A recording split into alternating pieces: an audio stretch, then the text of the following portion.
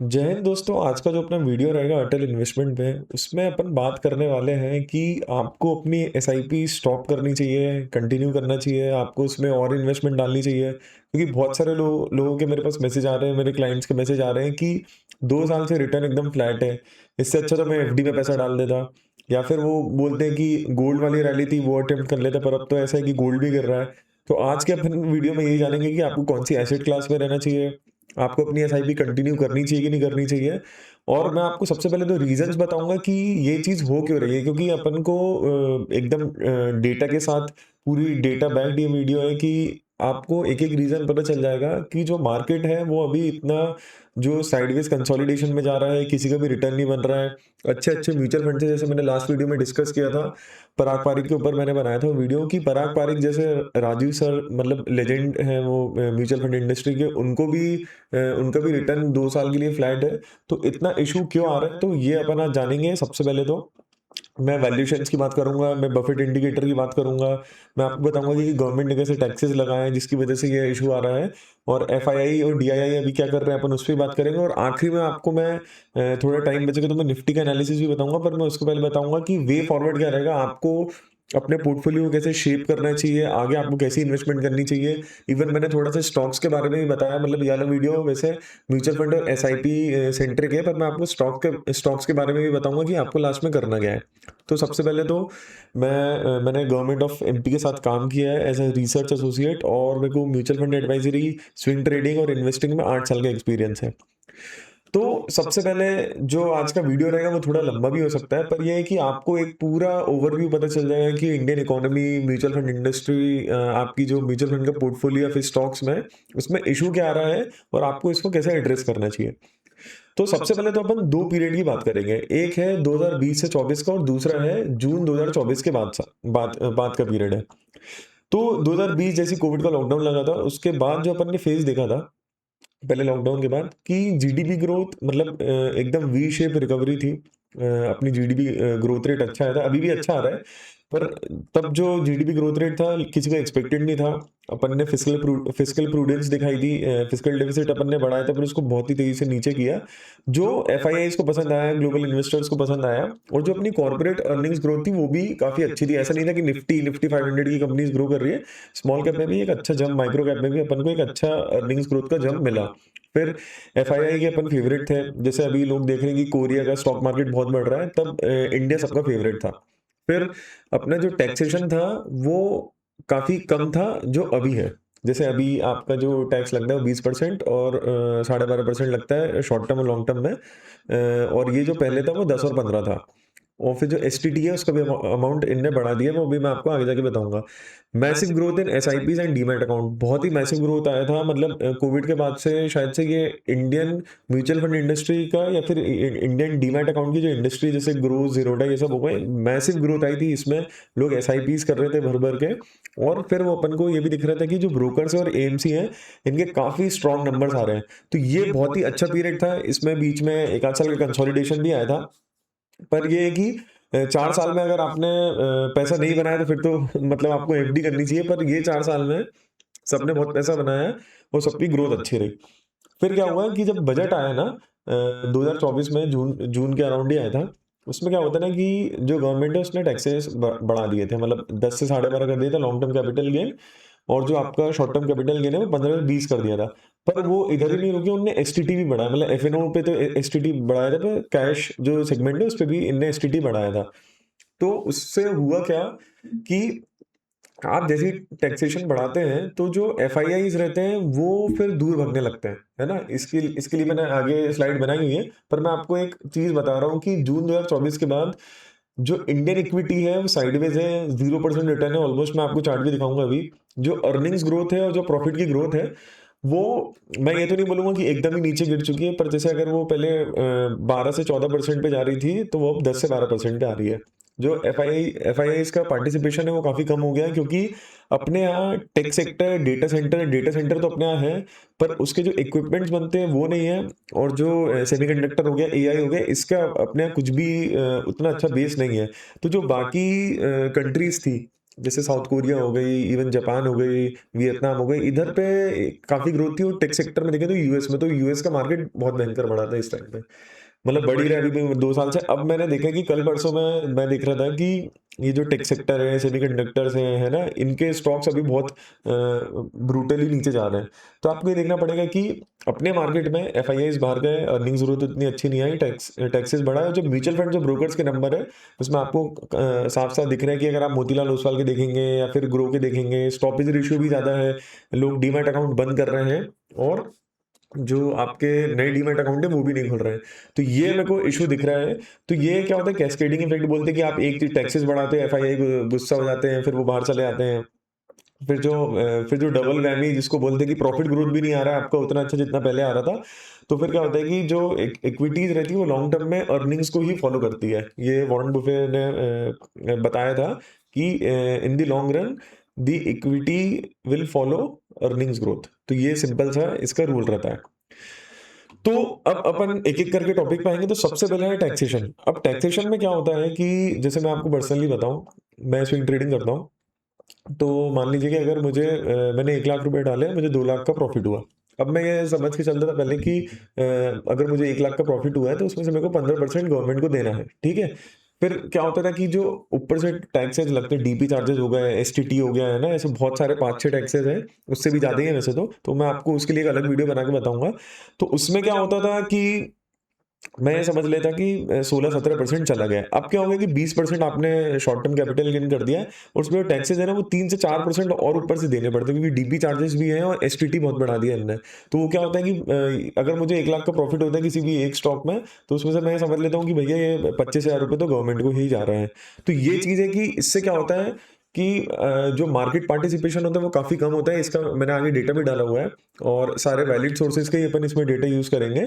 तो उससे हुआ क्या है कि जब आप टैक्सेशन बढ़ा देते हो तो जो डिस्पोजेबल इनकम होती है वो काफ़ी कम हो जाती है। फिर क्या होता है कि आप एसटीटी बढ़ाते हो तो ट्रांजैक्शन कॉस्ट आपकी बढ़ जाती है। तो फिर क्या होता है कि लोग थोड़ा पार्टिसिपेट कम करने लगते हैं। ठीक है? फिर जो अगली चीज़ होती है कि for investors taxes can significantly reduce post tax returns, है ना? तो वही जो मैंने आपको बताया कि 25% तक तो आपको मोटा-मोटा आपको देना ही पड़ता है। फिर जो एफआईआई है उनके लिए क्या प्रॉब्लम है कि उनको तो इतना टैक्स देना ही है, उनको जो रूपी डेप्रिशिएट हो रहा है ना उनको उस पे भी लॉस होता है। तो फिर अगर आप समझिए कि अगर निफ्टी का अगर आप एनालिसिस करेंगे तो आपने ठीक है एफआईआई इसको बुलाया है कि आप इधर इंडियन ग्रोथ स्टोरी में इन्वेस्ट करें तो आप समझेंगे कि 12-13% का रिटर्न हम देंगे। तो फिर क्या होता है कि आप टैक्सेस में ही उसमें से ले लेते हैं, है ना? और फिर उसके बाद क्या होता है कि रूपी भी डेप्रिशिएट हो जाता है 3-4%, तो उनको बहुत लॉस होता है। तो वो बोलते हैं कि हम इंडियन मार्केट में वैसे ही 4-5% रिटर्न बन रहा है, उससे अच्छा तो हम यूएस मार्केट में ही डाल दें, क्योंकि उधर हमें इतना टैक्स भी नहीं लगता है और जो रूपी डेप्रिसिएशन का एक रिस्क रहता है वो भी नहीं होता है। तो इसलिए एफआईआई भी जा रहा है। अगर आप देखेंगे ना पिछले 2 साल से रूपी पे काफ़ी प्रेशर आया है, जिसकी वजह से एफआईआई का जो आउटफ्लो है वो बाहर जा चुका है। तो ये चीज़ बहुत आपको ध्यान देनी पड़ेगी कि जो टैक्सेस है वो एक ड्रैग है जो रिटर्न्स होते हैं किसी भी इन्वेस्टर के। इसलिए भी जो पार्टिसिपेशन है कैपिटल मार्केट्स में वो काफ़ी वीक दिख रहा है। अगर आप स्विंग ट्रेडिंग करते होंगे तो आपको पता चलेगा, या फिर आप इन्वेस्टिंग भी करते होंगे कि अगर आप स्टॉक में इन्वेस्ट कर रहे हैं ना तो ब्रेकआउट उतने स्ट्रांग नहीं है कि 20% अगर अपर सर्किट मार रहा है तो वो क्या होता है 7-8% उसी दिन गिर जाता है। तो ये चीज़ एक गवर्नमेंट को ध्यान देनी चाहिए कि अगर आपको एफआईआई का फ्लो चाहिए, अभी जैसे इन्होंने क्या किया था कि डेट इंस्ट्रूमेंट्स पे एफआईआईज मतलब रूपी बहुत तेजी से गिर रहा था और जो डेट इन्वेस्टर्स थे फॉरेन इन्वेस्टर उनके लिए वो टैक्स हटा दिया था। तो एकदम से इन्फ्लो आया तो फिर रूपी स्टेबलाइज हो गया, पर वो एकदम शॉर्ट टर्म फिक्स। अगर आपको लॉन्ग टर्म पैसा लेके आना है इंडियन मार्केट में, जैसे चाइना लेके आ रहा है, आपको टैक्सेशन कम करना पड़ेगा। तो ये तो अपना पहला पॉइंट था। दूसरा है एसटीटी कलेक्शन। जो मैंने आपको बताया इधर पे कि जो एसटीटी है उससे ट्रांजैक्शन कॉस्ट बहुत बढ़ जाती है। तो इन लोग ने जो एसटीटी कलेक्शन, ये मनी कंट्रोल के आर्टिकल से मैंने निकाला है। तो इसमें अगर आप देखेंगे कि एफआई 24 में 57,000 करोड़ का इनने जो एसटीटी कलेक्शन था, फिर जैसे ही इनने बढ़ाया तो वो 74 पहुंच गया। अब ये वाला जो लास्ट ईयर था, अब और फिर वो 68,500 आ गया। अब लोगों को लग रहा होगा कि ये एसटीटी कम किया है, इधर इधर एसटीटी कम नहीं किया है। इधर ये हुआ था कि इनने एकदम से एसटीटी बढ़ाया था और फिर जो ये 68,500 है, इसमें क्या हुआ था कि लोगों ने इन्वेस्टिंग करना कम कर दी थी, ट्रांजेक्शन कम हो रहे थे, क्योंकि लोगों को दिख रहा था कि इधर पे जो अपना स्टॉक मार्केट है वो उतना अच्छा परफॉर्म नहीं कर रहा है। और अभी भी एफ आई 27 का यही बता रहे हैं कि 78,000 से वो 73,700 हो जाएगा, क्योंकि लोग जो हैं वो उनका पार्टिसिपेशन उतना नहीं है। जैसे इधर पे आप देख सकते हैं falling market volumes impact STT revenues. ठीक है, तो गवर्नमेंट ने भी लोअर रिवीजन दी है कि भैया एसटीटी तो गिरने वाला है, क्योंकि पार्टिसिपेशन उतना अच्छा नहीं है। फिर जो अपना अगला पॉइंट आता है कि डोमेस्टिक इन्वेस्टर्स में also be reaching their limit. अब डोमेस्टिक इन्वेस्टर्स का क्या है, अब मुझे ही बहुत सारे लोग बोलते हैं कि मेरे क्लाइंट्स हैं, जैसे मेरे फादर भी, उन्होंने बोला कि क्या तुम्हारा स्टॉक मार्केट है, इससे अच्छा तो एफडी में ही डाल देते, जो 6-7% तो मिल जाता था 2 साल में। तो फिर अब क्या होता है कि वो आप 6 महीने, 8 महीने, 1 साल, 1.5 साल तक सुन सकते हो, पर मैं 2-2.5 साल से मैं अपने फादर से यही सुन रहा हूँ कि इससे अच्छी तो एफडी थी। और ये आप सबके साथ भी ये इशू आ रहा होगा कि बहुत सारे लोग बोल रहे होंगे, अरे साला इससे अच्छे तो एफडी कर देते 6-7% की। तो इसमें यही चीज़ है कि अब जो अपनी फाइनेंस मिनिस्टर थी, उनने, अपन को इधर गवर्नमेंट का क्रिटिसिज्म नहीं कर रहे हैं, पर फाइनेंस मिनिस्टर ने बोला था कि हमें एफआईआईस की उतनी जरूरत नहीं है क्योंकि डीआईआई के पास बहुत पैसा है। ठीक है, वो चीज हमने मान ली, पर डीआईआई भी तब तक ही पैसा डालेगा अगर उसको कुछ बेसिक रिटर्न तो मिले। 7%, 8% एफडी बीटिंग रिटर्न ही मिल जाए, पर पिछले 2 साल में उनको कोई भी रिटर्न नहीं मिला है क्योंकि आपने टैक्सेशन इतना हाई करके रखा है। वो एक लिमिट तक ही एब्जॉर्ब कर पाएगा एफआईआई की सेलिंग। जैसे एफआईआई बेच के जा रहे हैं, पर जो डीआईआई है वो खरीदते जा रहे हैं, पर उनकी भी अब लिमिट आ चुकी है क्योंकि क्या है, जो एसआईपी का स्टॉपेज रेशियो है वो बढ़ चुका है। तो ये आपको देखना पड़ेगा। और जैसे कि अपन इधर नंबर्स में भी देख सकते हैं कि डीआईआई बाइंग हिट 16 मंथ लो, मतलब ये 16 महीने का सबसे, ये वाला जो महीना था सबसे कम बाइंग आई है। अगर आप इसमें भी देखेंगे ना कि FY 24, 25, 26 में, तो ये काफी आपको इधर पे कम दिख रही है। ये जो डेटा दिख रहा है ना कि एकदम ये फॉलिंग, मतलब मैं आपको बोलूंगा कि जहां तक मुझे याद है, ये वाला डेटा मैंने देखा था FY 18 में, जब कोविड का लॉकडाउन लगा, सॉरी FY 19 में, तब इतना कम इन्फ्लो आया था म्यूचुअल फंड्स में। तो ये आप ये समझ जाइए कि 8-10 साल में सबसे कम रिटर्न दिख रहा है, मतलब मेरे को, म्यूचुअल फंड्स में। तो आपको ये चीज़ ध्यान रखनी पड़ेगी कि अगर आपको डोमेस्टिक इन्वेस्टर को अट्रैक्ट करना है, उनको आपको अगर बाइंग करानी, तो आपको एफआईआई को भी लेके आना पड़ेगा, और उसका एक ही सॉल्यूशन है कि आपको टैक्सेशन कम करना पड़ेगा। फिर जो अपना अगला पॉइंट आता है कि valuations are still a problem, क्योंकि क्या हो रहा है कि अर्निंग्स ग्रोथ जो है, अभी वैल्यूएशन एलिवेटेड है इंडियन मार्केट्स की। जैसे मैं आपको दिखाता हूँ, ये बफेट इंडिकेटर होता है। तो इसमें क्या होता है कि अगर 100 के ऊपर, ये रेड लाइन दिख रहा है, अगर 100 के ऊपर जाता है तो मतलब जो आपकी जो मार्केट्स है, जैसे इंडियन मार्केट्स है, उसकी वैल्यूएशन ज़्यादा है। तो अगर आप देखेंगे जो 2007-8 का ग्लोबल फाइनेंशियल क्राइसिस था, उस समय पे जो वैल्यूएशन थी वो बहुत ज़्यादा थी, और उसके बाद आपने देखा क्रैश आया। और फिर उसके बाद पूरे मतलब 2008 या 9 से लेके कोविड के बाद मेरे ख्याल से 2021 में ये 100 के ऊपर गया था। पर इधर पे क्या हुआ था ना कि स्ट्रॉन्ग रैली तो थी, पर लिक्विडिटी भी थी, और जो अर्निंग्स थी वो भी अच्छी थी। तो क्या होता है कि थोड़े टाइम तक मार्केट इसको सस्टेन कर लेता है, पर जो अभी चल रहा है ना वो 120 है। तो और क्या हो रहा है कि आपकी जो प्रॉफिट ग्रोथ है वो उतनी ज़्यादा नहीं है। तो एक प्रॉब्लम ये भी लग रही है कि जो इंडिया को एक इक्विटी प्रीमियम देती है एफआईआईज, वो अभी नहीं देना चाह रही है, क्योंकि आपकी जो वैल्यूएशन है वो थोड़ी ज़्यादा है, और जो अर्निंग्स ग्रोथ है वो उतनी अच्छी नहीं है। तो एक ये भी रीज़न है कि इंडिया का जो बफेट इंडिकेटर है, अगर आप देखेंगे तो वो 100 के ऊपर है। मुझे लग रहा है अगर एक आध साल में थोड़ा नीचे आएगा, तो लॉन्ग टर्म जो इक्विटी इन्वेस्टिंग करते हैं उनके लिए काफ़ी अच्छी अपॉर्चुनिटी हो सकती है। फिर जो एक और रीजन मेरे को लग रहा है कि जो मैं पर्सनली भी जिसका वेट कर रहा हूँ, कि अभी क्या हो रहा है कि जैसे वेस्टेड है, आईएनडी मनी है, वो तो यूएस मार्केट में इन्वेस्ट कराती है, पर जैसे जीरोडा है आपका, जैसे ग्रो हो गया, ये लोग भी अब एक्सप्लोर कर रहे हैं कि वॉल्यूम्स इतनी कम हो रही है कि उनको भी ये चीज़ समझ में आ रही है। कोई ऐसा आउटराइटली बोलेगा नहीं, वो तो हम जैसे लोग हैं जो यूट्यूब पे बोल रहे हैं, पर आउटराइटली कोई भी ऐसे बोलेगा नहीं कि जो इंडियन इक्विटी इन्वेस्टिंग है वो बहुत टफ होते जा रही है ना। तो आपको ये चीज़ देखनी पड़ेगी कि आप और कहाँ पैसा डाल सकते हैं।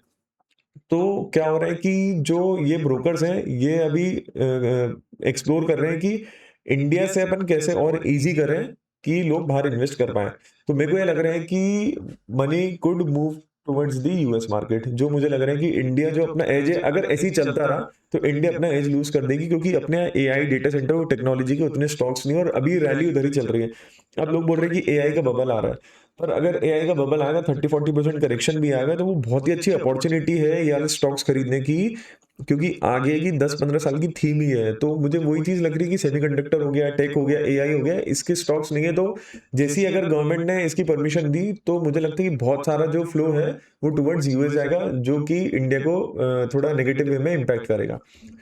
फिर जो अगली चीज़ है, मैं आपको बोलूँगा कि आपने ये सारे पॉइंट्स देखे कि यूएस की तरफ पैसा जाएगा।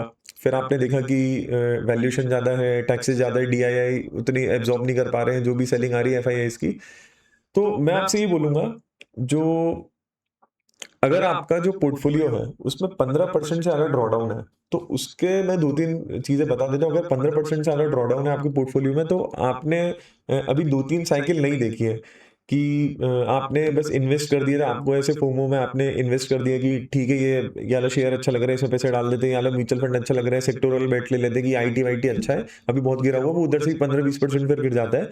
तो मेरे ख्याल से अगर आपका 15% से ज़्यादा पोर्टफोलियो गिरा हुआ है, तो आपको इन्वेस्टिंग जो इक्विटी इन्वेस्टिंग होती है, स्टॉक पिकिंग होती है, वो सीखने की ज़रूरत है। तो अगर आपने कोई से भी स्टॉक पोजीशन ली है, तो आप वो बंद कर दीजिए, आपको स्टॉक पोजीशन नहीं लेनी चाहिए। आपको अगर पैसा डालना ही है मार्केट में, तो आप एक डाइवर्सिफाइड म्यूचुअल फंड्स जो हैं उनको आप ग्रेजुअली उसमें आप इन्वेस्ट कर सकते हैं कि निफ्टी 500 ले लिया, इंडेक्स फंड्स की तरह जा सकते हैं। अगर आपको नैस्डैक दिख रहा है, तो आप उसमें भी थोड़ा बहुत इन्वेस्ट कर सकते हैं। पर उससे पहले मैं आपको ये बोलूँगा कि जो अभी मेरे ख्याल से अभी आने वाला टाइम थोड़ा वॉलेटाइल रहेगा, तो आप अपने जो इंश्योरेंस है, इमरजेंसी फंड है, उस पे आप ज़्यादा ध्यान आपको देने की ज़रूरत है। तो आपको मेरे ख्याल से इमरजेंसी फंड और इंश्योरेंस वो सबसे पहले लेना है। फिर जो अगर आपके पास कोई मुझे क्या लग रहा है कि अभी उतनी अच्छी अपॉर्चुनिटी मेरे को नहीं दिख रही है मार्केट में, है ना? मैं ये नहीं बोलूँगा कि आपको इन्वेस्ट नहीं करने पर, अगर आपकी कोई सी हाई कॉस्ट लोन रीपेमेंट है, कोई सी ईएमआई चल रही है ना? अगर आपके पास पैसा आ रहा है, तो आप थोड़ा-सा पैसा उधर एलोकेट कर सकते हैं। मैं ये नहीं बोलूँगा कि don't put all available capital into equities. अगर मान लीजिए आपके पास ₹100 हैं, तो आप पहले क्या करते थे कि 100 में से आप पूरे ₹100 ही आप एसआईपी करते थे। मैं उसको बस ये बोल रहा हूँ कि आप ₹70 की एसआईपी कर लीजिए, फिर 80 की कर लीजिए। बाकी जो 20 है उसको आप अपने इंश्योरेंस, हेल्थ इंश्योरेंस बहुत ज़रूरी होता है, इमरजेंसी फंड, उसको उसमें आप डाल सकते हैं पैसा, और अगर कोई सी ईएमआई चल रही है तो उसको फोरक्लोज़ करा सकते हैं। पर अगर आपका जो ड्रॉडाउन है वो 15% से कम है, अगर आपने एक आध साइकिल देखी है, आप 2022 23 वाली आपने देखी है कि उधर जो ड्रॉडाउन आया था, तो आप अपनी जो स्टॉक सिलेक्शन आपने किया था, तो आप उसको असेस कर सकते हैं कि हाँ, इधर मेरे को अर्निंग्स ग्रोथ अच्छी लग रही है, इधर मैं और इन्वेस्टमेंट कर सकता हूँ। तो आप कहीं-कहीं सिलेक्टिव पोजीशन ले सकते हैं, और आप अट्रैक्टिव वैल्यूएशन पे अगर आपको कोई म्यूचुअल फंड्स मिल रहे हैं, जैसे आईटी सेक्टर का भी अगर आप देखेंगे, वो नीचे तो बहुत गिर चुका है, मतलब 40-50% देखा था।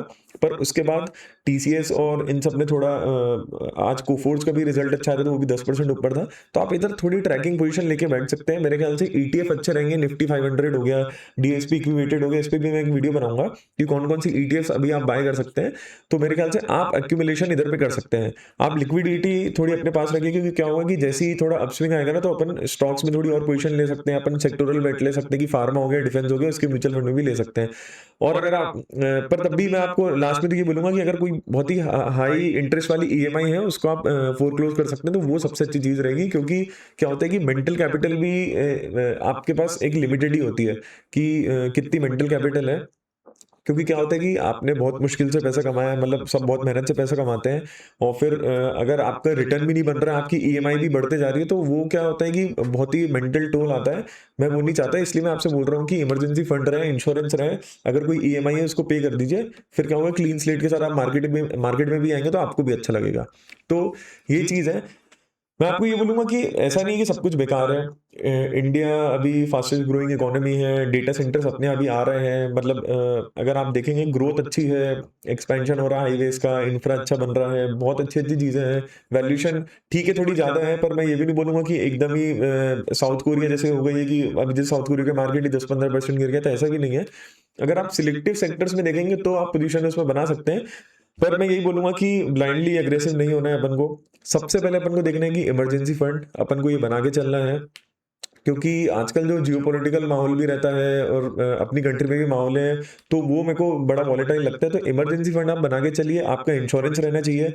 अगर कोई आपकी ईएमआई चल रही है, आप उसको पे कीजिए, और फिर आपको चौथे स्टेप पे आना है कि हाँ, मेरे को म्यूचुअल फंड में थोड़ा बहुत पैसा एलोकेट करना है, उसके बाद भी थोड़ा पैसा बचेगा, तो अपन स्टॉक इन्वेस्टिंग करेंगे, अपन कुछ-कुछ स्टॉक्स उठाएँगे, और फिर अपन उसमें इन्वेस्टिंग करेंगे। तो मैं मेरा ये बिल्कुल भी मतलब कोई नेगेटिव वीडियो नहीं था, क्योंकि बहुत सारे लोग परेशान हो रहे हैं कि 2 साल से रिटर्न नहीं बना है। क्या होता है कि जैसे ही अब आप एसआईपी स्टॉपेज रेशियो बढ़ रहा है और ऐसा हो रहा है, तो हिस्ट्री में भी अपन ने देखा, उसके बाद ही मार्केट बनता है। तो जितने भी वीक हैंड्स है, उसको निकाल के फिर मार्केट आगे बढ़ना स्टार्ट होता है। तो अपन को यही चीज़ देखनी पड़ेगी। पर मैं आपको बोलूँगा कि जो पहले 3 पॉइंट्स हैं, आप उसको ध्यान रखिए, क्योंकि अगर इधर से मार्केट बढ़ना भी चालू हो, तो ऐसा नहीं कि 1-2 महीने बढ़ा और फिर रुक जाएगा। अगर बुल रन आता है, तो वो अच्छा 1 डेढ़ साल का आता है। तो अगर मान लीजिए कि स्टार्टिंग के आपने 1-2 महीने अगर छोड़ भी दिए वो बुल रन के, पर अगर आपके पास अच्छा इमरजेंसी फंड है, आपके पास अपना हेल्थ इंश्योरेंस है, अगर आपके पास कोई भी ईएमआई नहीं है, तो आप बहुत ही अच्छे से म्यूचुअल फंड सिलेक्ट कर सकते हैं, आप अच्छे से स्टॉक सिलेक्ट कर सकते हैं, और जब वो बुल रन एंड होगा, तो आपके पास इमरजेंसी फंड भी रहेगा, आपके पास एक लाइफ और हेल्थ इंश्योरेंस भी रहेगा, आपके पास कोई भी ईएमआई नहीं रहेगी, और जो आपके पास म्यूचुअल फंड का भी अच्छा पोर्टफोलियो रहेगा और आपके स्टॉक में भी अच्छा रिटर्न बनेगा। तो ये होती है एक प्रॉपर फाइनेंशियल प्लानिंग, इसको ही आपको ध्यान में रखना चाहिए। अब जय हिंद के पहले मैं आपको बताना चाहूंगा कि थोड़ा सा अपन जैसे मार्केट एनालिसिस करेंगे कि यही जो अपन बात कर रहे थे कि अगर आप देखेंगे कि इधर यही अप्रैल जून से पूरा फ्लैट रिटर्न है, मतलब ऊपर जाता है नीचे आता है, ऊपर जाता है फिर नीचे आता है। तो अगर आपको थोड़ी बाइंग करनी भी है तो आप इधर पे कुछ कुछ खरीद सकते हैं, मतलब मान लीजिए आपके पास 100 रुपए पड़े हैं तो 10-15 रुपए इधर निफ्टी में डाल के बैठ सकते हैं अगर आप पूरे कैश में हैं। और अगर आप थोड़े एलोकेटेड हैं तो मतलब 3-4-5% की इधर पोजीशन बना के बैठ सकते हैं, क्योंकि मार्केट बहुत गिरा हुआ है। इधर से और नीचे करेंगे तो अपन 5% की और पोजीशन बनाएंगे, और इधर से ऊपर जाएगा तो अपन को वाली पोजीशन का वैसे ही फायदा मिल ही जाएगा। फिर ये तो निफ्टी 50 था, निफ्टी 500 भी देखेंगे तो ये भी काफी नीचे है। इधर पे भी आप पोजीशन बना सकते हैं, ये भी मेरे ख्याल से अच्छा खासा नीचे ही है। अगर टॉप से देखेंगे तो ये भी कुछ 6-7% नीचे, तो ये एक्यूमुलेट कर सकते हैं अगर आप बहुत ही लॉन्ग टर्म के लिए सोच रहे हैं, 2-3 साल के लिए।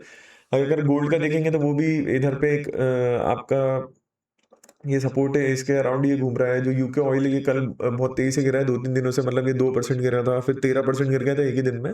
पर ये है कि अपन देखते हैं जब भी ऑयल गिरता है तो मार्केट बढ़ता है, पर इधर बिल्कुल भी ऐसे आसार नहीं दिख रहे हैं। और जो ये अपना सिल्वर है, सिल्वर का भी यही है कि सपोर्ट के पास घूम रहा है। एक मेरे को स्टॉक दिखा था आज, ये मेरे को थोड़ा सही लग रहा है, ये मैंने ट्विटर पे भी इधर पे डाल कर रखा है, आप ट्विटर पे फॉलो कर सकते हैं मुझे, इधर पे मैं अपना एनालिसिस डालता रहता हूँ। तो ये एक स्काई गोल्ड करके है, गोल्ड सेक्टर अभी थोड़ा स्ट्रेंथ में लग रहा है, तो इधर पे अगर कुछ पोजीशन बनेगी तो मैं ये कल या परसों में जरूर इसको ट्राई करूंगा। ये इधर इसमें SLB 2.60 का आ रहा है, तो इसमें आप ट्रैकिंग पोजीशन 4-5% की ले सकते हैं। अगर आपकी ट्रैकिंग पोजीशन काम कर रही है तो फिर आप आगे कंटिन्यू कर सकते हैं। तो ये था आज का वीडियो, अगर आपको कुछ भी डाउट हो तो आप मेरे को कमेंट सेक्शन में बता सकते हैं। थैंक यू, जय हिंद।